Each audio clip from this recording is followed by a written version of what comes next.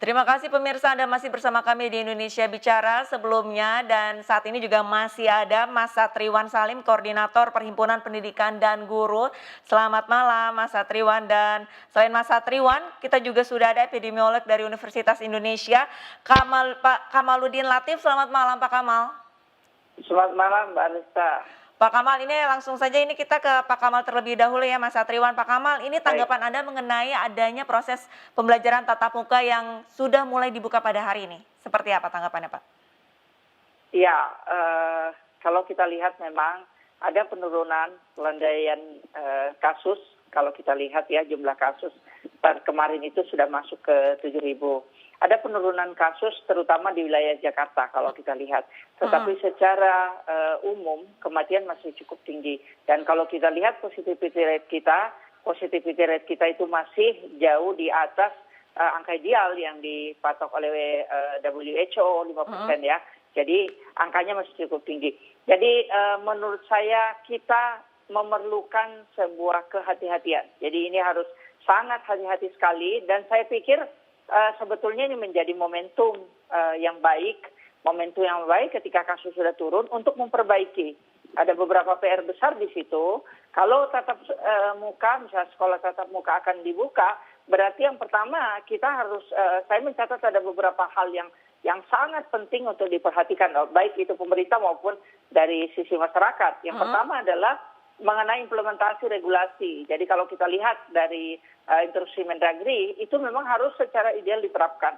Karena ini tidak bisa kita harus tetap berusaha agar kasus transmisi kasusnya tetap terkendali oleh kita. Itu yang penting. Kemudian yang lain adalah kesiapan guru, kesiapan sekolah, orang tua dan peserta didik ya.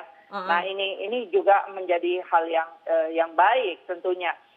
Mengenai kematian yang tinggi itu pun saya pikir pemerintah mestinya memperbaiki sistem rujukan, kemudian bagaimana kualitas layanan. Ada banyak catatan di sana. Tetapi secara garis besar, wilayah-wilayah yang memang kita anggap aman, itu bisa kita lakukan pembelajaran tatap muka. Tetapi sekali lagi, semua protokol harus kita taati dengan baik itu Mbak. Oke. Sempat menyampaikan tadi adanya regulasi. Nah ini kan sebenarnya jauh-jauh hari, beberapa bulan terakhir ini sebelum adanya proses pembelajaran tatap muka, ini sekolah-sekolah juga sudah mengajukan asesmen. Lantas, Betul. apakah asesmen yang memang berdasarkan kualifikasi dari kementerian ini kurang ketat atau seperti apa kalau misalkan dari tanggapan Anda?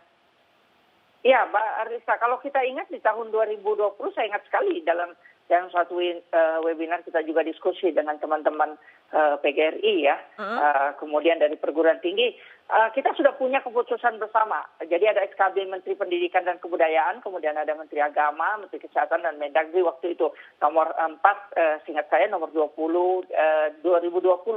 Jadi itu kalau yang Menkesnya HK 0108. Dan di situ sebetulnya, jadi kalau kita lihat pandemi ini sudah berjalan 1 tahun setengah ya di Indonesia, ada banyak informasi yang sudah terpapar. Seperti yang disampaikan tadi bahwa sebetulnya semua orang belajar dari waktu ke waktu dan mulai mengetahui ada banyak asupan informasi di situ. Dan ini juga menjadi sesuatu yang sangat penting.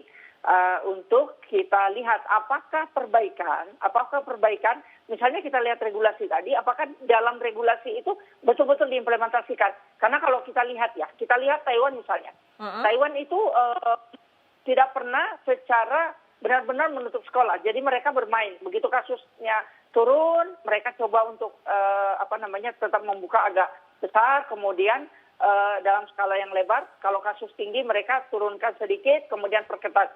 Tetapi semua protokol ditaati, jadi tempat cuci tangan, kemudian bagaimana murid-murid itu juga terlibat dalam memberikan informasi. Dari sistem informasi edukasi itu juga jalan di sekolah. Kemudian alat-alat. Nah ini yang penting ya, karena kalau kita lihat variasi Indonesia ini kan lebar, bukan hanya Pulau Jawa. Di luar Jawa, saya lihat peningkatan kasus misalnya di Kalimantan itu juga luar biasa, di Sulawesi itu juga luar biasa sekali. Wilayah-wilayah perifer yang selama ini kita anggap tidak ada kasus, karena wilayahnya pulau terisolir, ternyata kasus COVID-nya sangat tinggi.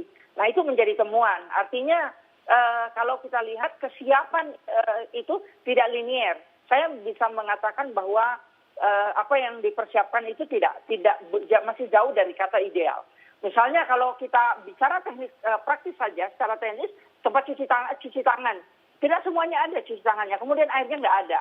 Padahal idealnya adalah ada air dan air mengalir. Nah ini kan satu indikator yang sangat jelas dan terang benderang seperti itu, Mbak. Baik, kita ke Mas Satriwan. Mas Satriwan, ini katanya regulasinya tidak semuanya bisa diimplementasikan di semua sekolah di Indonesia. Salah satunya tadi Kalimantan ada terjadinya peningkatan. Lantas kalau misalkan untuk proses pembelajaran tatap muka sendiri ini kan sebagian besar baru diterapkan di kota-kota besar, bisa dikatakan seperti itu. Lantas untuk yang di kota-kota terpencil ini seharusnya seperti apa? Apakah sudah harus mulai menerapkan proses pembelajaran tatap muka terbatas atau ya sudah via daring saja? Ya, terima kasih Mbak Alisa. Yang pertama, kalau daerah-daerah intinya gini, kan memang di instruksi Mendagri diperbolehkan. Ya, walaupun Mas Menteri juga mengistilahkan wajib gitu ya, yang level 3 ke bawah. Yeah. Tapi kenyataannya sih nggak semua. Kami mendata beberapa provinsi itu justru menunda PTM terbatas.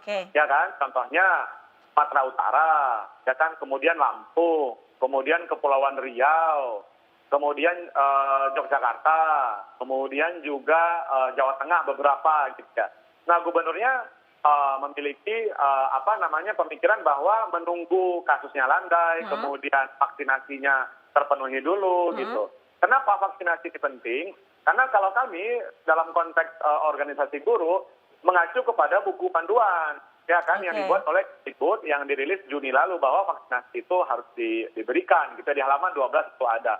Jadi daerah-daerah belum semua kok yang sudah yang membuka PTM terbatas. Nah, bagi yang belum tentu agaknya pembelajaran berbasis modul itu bisa diberikan. Tidak harus PJJ online, mana tahu di daerahnya internet juga susah kan? Ya. Maka ada pembelajaran berbasis modul gitu. Siswa misalnya dibagi ke grup-grup mengambil modul ke sekolah, kemudian dia belajar mandiri. Itu bisa ya.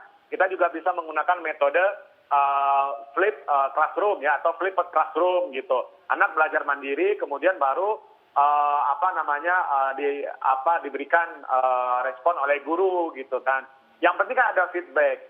Jadi tidak harus online yang berbasis kepada digital ya, karena itu tidak semua daerah punya gitu. Tapi saya yakin bahwa daerah-daerah yang masih menunda PTM ya terbatas, walaupun levelnya level 3, itu melihat kondisi positivity rate-nya yang masih di atas 5%, dan vaksinasi guru termasuk vaksinasi pelajar 12-17 yang belum stop di daerahnya. Jadi saya rasa itu harus kita hargai juga gitu, karena kesehatan keselamatan paling penting. Pendidikan yang berikut. Baik, setuju dengan Mas Satriwan. Tapi kan untuk Mas Menterinya sendiri ini juga sempat menyampaikan bahwa kalau bisa ini proses pembelajaran tatap muka segera diterapkan. Tapi kalau misalkan tidak segera dilaksanakan ini akan terjadinya learning loss. Nah, ini sebenarnya dampak negatif dari learning loss ini sendiri apa? Ya, kami juga tidak membantah ya yang disampaikan oleh Mas Menteri bahwa ada konsekuensi terkait learning loss. Makanya kalau P2G di sini berprinsip bahwa daerah yang sudah memenuhi 3 atau 4 aspek yang tadi di awal saya sebutkan, ya harus dibuka. Ya, vaksinasinya sudah oke. Kemudian positivity rate-nya sudah menyentuh 5, kemudian izin orang tua, sekolahnya sudah siap. Oke, kita harus dorong mereka untuk dibuka secara terbatas. Tetapi kalau memang belum siap, tentu tadi.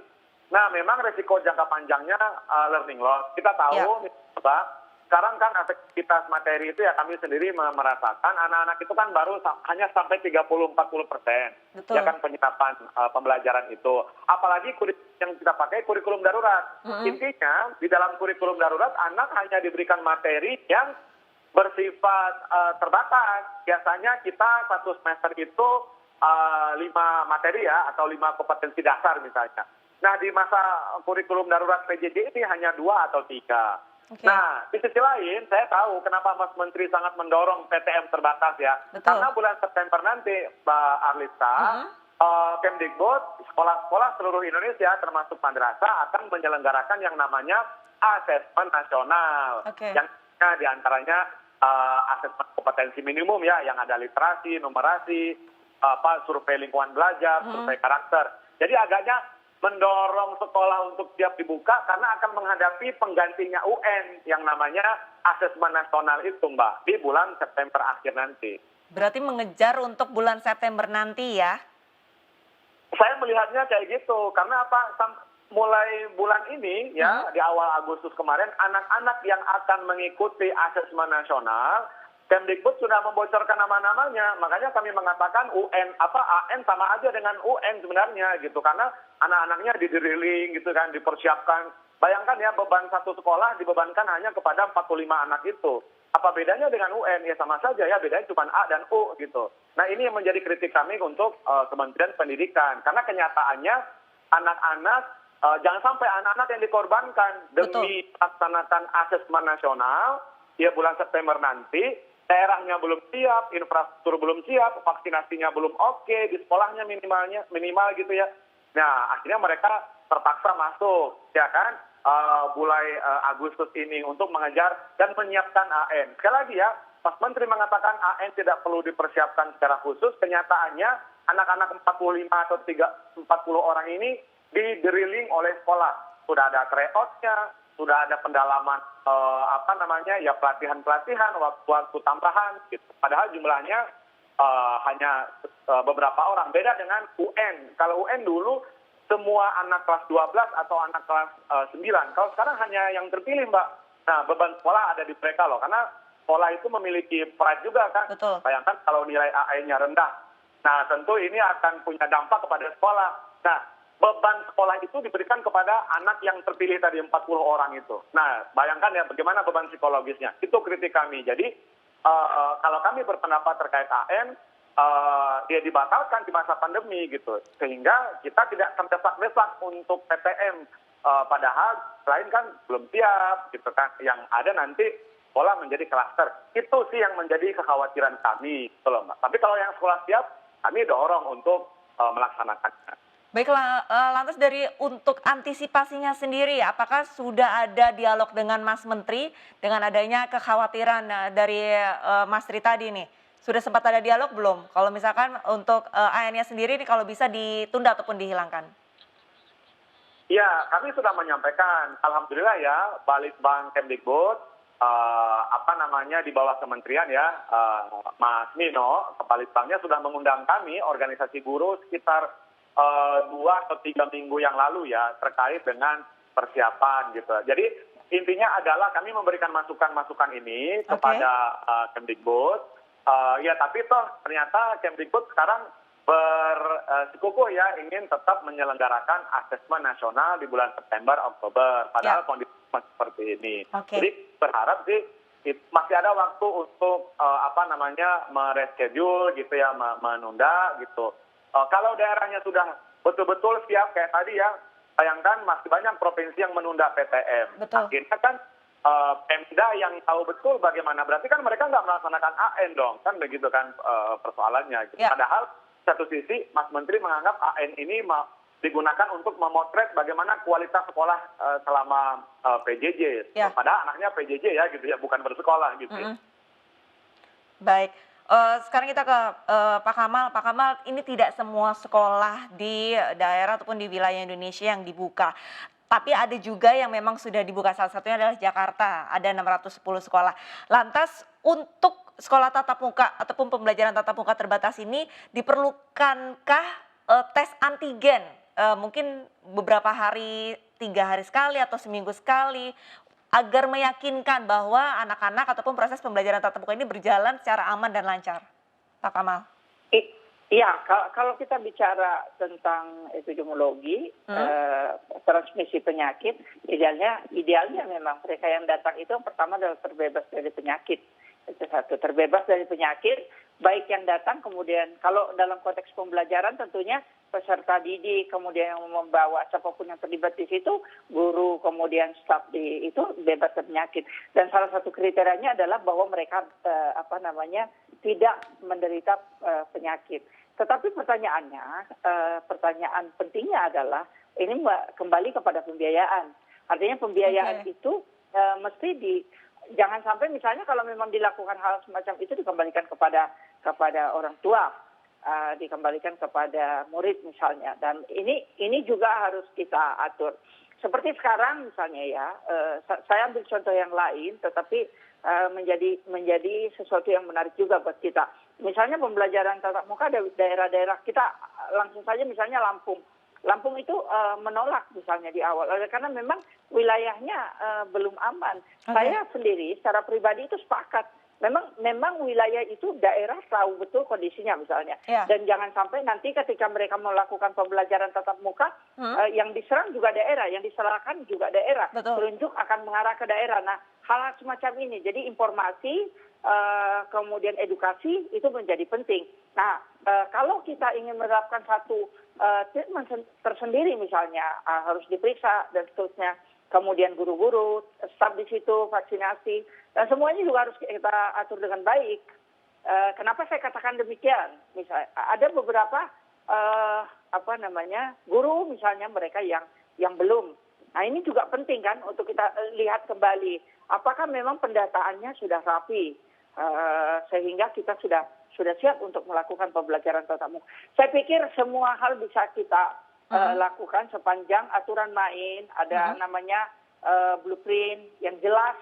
Ketika sebelum kita lakukan, jangan sampai ini menjadi sesuatu yang hanya ideal dalam regulasi saja, tidak dalam implementasi. Jadi implementasinya kalau kita lihat dengan mudah, di minggu ini silakan dilihat misalnya. Di depan sekolah-sekolah, bisa saja di DKI, itu anak sekolah bergandengan tangan. Jadi bergandengan tangan, mereka sesama temannya bergandengan tangan. Nah itu kan jauh lebih penting untuk membatasi, mengedukasi hal-hal semacam itu. Karena di situ terjadi transmisi. Siapa yang tahu misalnya si A itu bebas, si B di rumahnya tidak ada yang sakit. Nah ini menjadi hal yang krusial untuk dilihat. Apakah hal-hal semacam itu yang simpel dan sederhana, tetapi menjadi kunci yang sangat efektif untuk mencegah terjadinya penularan penyakit menular, terutama ketika kita bicara COVID-19 itu dilakukan oleh pemerintah, dilakukan oleh misalnya tenaga pendidik, sekolah. Nah itu yang harus kita lihat dulu sebelum kita lakukan. Itu Mbak Rita. Baik, terima kasih banyak Pak Kamal. Berarti ini pemerintah harus benar-benar mengevaluasi secara ketat ya. Jangan hanya regulasinya saja yang ideal, tapi implementasinya juga harus ya Pak ya. Baik. Betul. Akan naik lagi kalau kita tidak hati-hati. Akan terjadi transmisi yang gila-gilaan penularan di sekolah. Ini yang harus kita antisipasi. Baik. Baik, terima kasih banyak atas waktunya berbincang bersama kami di Indonesia Bicara. Mas Satriwan Salim, Koordinator Perhimpunan Pendidikan dan Guru, serta Pak Kamaluddin Latif, Epidemiolog Universitas Indonesia atas waktunya. Selamat malam Pak, sehat selalu. Selamat malam, sehat. Selamat malam Mbak Alisa. Ya pemirsa, demikianlah Indonesia Bicara pada hari ini. Live streaming MNC News bisa Anda saksikan melalui aplikasi Vision Plus dan iNews.id. Pemirsa tetap patuhi 3M, yaitu menjaga jarak, memakai masker, dan mencuci tangan. Mewakili seluruh kerabat kerja yang bertugas, saya Arlisa Hadi undur diri. MNC News, channel berita pilihan Indonesia. Terima kasih dan sampai jumpa.